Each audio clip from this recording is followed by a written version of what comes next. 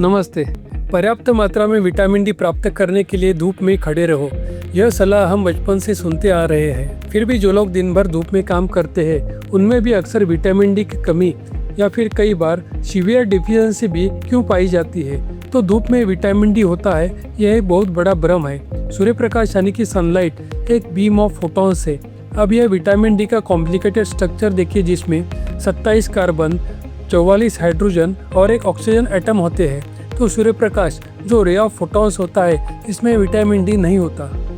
Vitamin D बनता है हमारे शरीर में कोलेस्ट्रॉल की त्वचा की कोशिकाओं में कोलेस्ट्रॉल से 7 डिहाइड्रो कोलेस्ट्रॉल बनता है। इससे आगे लिवर में 25 हाइड्रोक्सी कोलिकैल्सिफेरॉल बनता है और आगे किडनी की कोशिकाओं में 125 डाइहाइड्रोक्सी कोलिकैल्सिफेरॉल बनता है, जिसे हम विटामिन डी कहते हैं। इस प्रक्रिया के लिए कई तरह के एंजाइम्स आवश्यक होते हैं। ऐसा कहा जाता है कि हम भारतीयों में इन एंजाइम्स की एक्टिविटी लेवल जेनेटिकली थोड़ी कम होती है, जिसकी वजह से हमारे शरीर में पर्याप्त मात्रा में विटामिन डी नहीं बनता।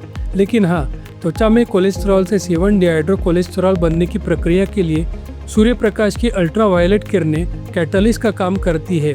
इस तरह से हमारे शरीर में विटामिन डी बनने के लिए सूर्य प्रकाश की आवश्यकता है, लेकिन सूर्य प्रकाश में विटामिन डी नहीं होता। जो लोग सनस्क्रीन क्रीम का अधिक उपयोग करते हैं, इनमें विटामिन डी की कमी अधिक होती है। जो लोग ओवरवेट या ओबेज होते हैं, इनमें भी विटामिन डी की कमी अधिक होती है, क्योंकि विटामिन डी एक फैट सोल्यूबल विटामिन है और शरीर में अधिक चर्बी होने पर यह विटामिन फैट सेल्स के अंदर ट्रैप हो जाता है और रक्त में पर्याप्त मात्रा में नहीं आता। उम्र बढ़ने के साथ साथ हमारे शरीर में विटामिन डी का उत्पादन कम होता है। इसलिए बुजुर्ग लोगों में हड्डी और मांसपेशी की मजबूती के लिए ये जो विटामिन डी इतना जरूरी होता है, इसकी कमी बहुत ही अधिक मात्रा में पाई जाती है। यदि अगर आपके घर में कोई बुजुर्ग व्यक्ति है, जैसे कि आपके माता पिता या दादा दादी, तो फिर या तो आप उनका blood vitamin D level check करके लीजिए या फिर आप उन लोगों को विटामिन डी सप्लीमेंट आपके डॉक्टर की सलाह से हर साल नियमित रूप से देते रहे। उनकी तंदुरुस्ती के लिए यह बात बहुत ही जरूरी है। इसके साथ ही वैज्ञानिकों के अनुसार कुछ जेनेटिक यानी कि जनुकीय कारण भी होते हैं, जो हमारे शरीर में विटामिन डी के कम उत्पादन से जुड़े हुए हैं। तो विटामिन डी के शरीर में क्या कार्य है? लोगों को ये पता है कि कैल्शियम को हड्डियों और दांतों में जमा करना यानी कि डिपॉजिट करना विटामिन डी का काम है। इससे हड्डियां और दांत मजबूत बनते हैं। लेकिन विटामिन डी का हमारे शरीर में केवल इतना ही काम नहीं है। विटामिन डी का सबसे महत्वपूर्ण काम है भोजन में मौजूद कैल्शियम को रक्त में अवशोषित करना और रक्त में कैल्शियम की मात्रा नियंत्रित करना। कैल्शियम एक अत्यंत महत्वपूर्ण मिनरल है, जो कि मांसपेशियों के संकुचन यानी कि मसल कॉन्ट्रैक्शन के लिए, हमारे नसों में नर्व इम्पल्स ट्रांसमिशन के लिए या फिर हार्मोन जैसे कि इंसुलिन को सेल्स में से ब्लड में रिलीज करने के लिए आवश्यक है। इसके अलावा प्रतिकार शक्ति यानी कि इम्यूनिटी के लिए भी विटामिन डी आवश्यक है। असल में विटामिन डी एक विटामिन नहीं बल्कि एक वर्साटाइल हार्मोन है, परंतु इसके खोज के समय इसे विटामिन समझ लिया गया था, इसलिए आज भी हम इसे विटामिन ऐसा कहते हैं। तो इस विटामिन डी की कमी के लक्षण क्या है? अक्सर विटामिन डी की कमी के कोई लक्षण नहीं होते। रक्त परीक्षण से ही पता चलता है कि स्तर सामान्य से कम है। लेकिन जो लोगों में सीवियर डिफिशियंसी होती है, उनमें कुछ लक्षण हो सकते हैं, जैसे कि मूड में बदलाव यानी कि मूड चेंजेस, हड्डियों में खासकर छाती की पसलियों में, पीठ में दर्द, मांसपेशियों में कमजोरी, शरीर में थकान।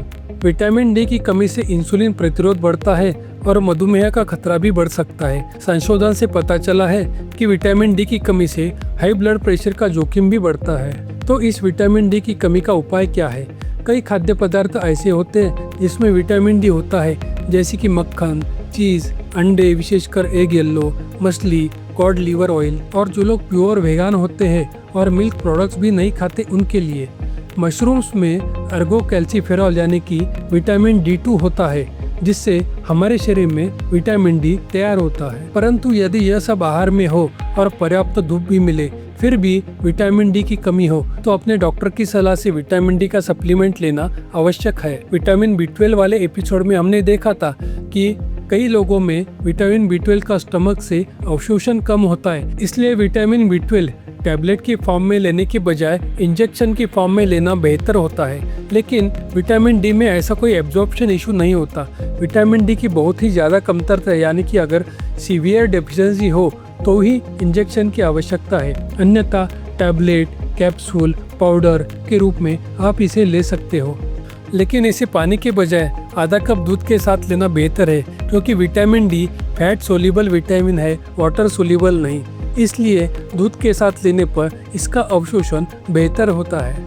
मोटिवेशन हेल्थ चैनल पर आपको स्वास्थ्य से जुड़े इंफॉर्मेटिव वीडियोस आगे भी मिलते रहेंगे। इसके लिए इस चैनल को लाइक और सब्सक्राइब करना ना भूलें। धन्यवाद।